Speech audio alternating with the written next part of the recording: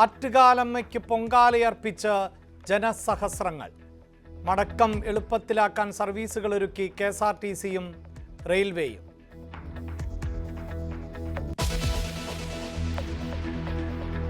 KPCC വേദി പങ്കിട്ടതിന് പിന്നാലെ G സുധാകരനെതിരെ ഇടത് സൈബർ ആക്രമണം.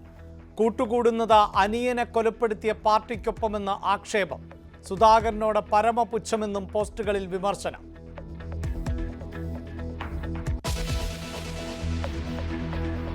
ഞങ്ങളുടെ ആശയുടെ സമരം ആയതുകൊണ്ട് സമരവും ഇന്ന് പിന്മാറാതിരിക്കാനും കൂടെ വേണ്ടിയാണ് ഞങ്ങൾ ഇവിടെ ഇന്ന് പൊങ്കാലയിടുന്നത്. ഇപ്രാവശ്യം കൊടും ചൂടിലും തളരാത്ത സമരവീര്യവുമായി ആശ്രമ സമരപ്പന്തലിൽ പൊങ്കാലയിട്ടു.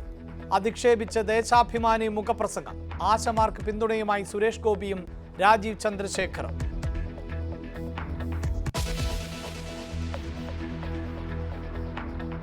യാക്കോബായ സഭ കത്തോലിക്ക ബാബയുടെ വാഴിക്കലിൽ സർക്കാരിനെതിരെ ഓർത്തഡോക്സ് സഭ.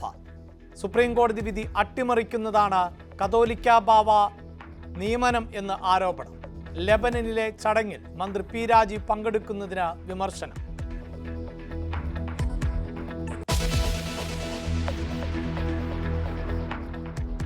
കണ്ണൂരിൽ മെഡിക്കൽ ഷോപ്പിൽ നിന്ന് മരുന്ന് മാറി നൽകി. 8 മാസം പ്രായമുള്ള കുട്ടി ഗുരുതരാവസ്ഥയിൽ. പത്തനംതിട്ടയിൽ 4 മാസം പ്രായമുള്ള കുഞ്ഞു മരിച്ചത് വാക്സിൻ എടുത്തതിനെ തുടർന്നെന്ന് പരാതി.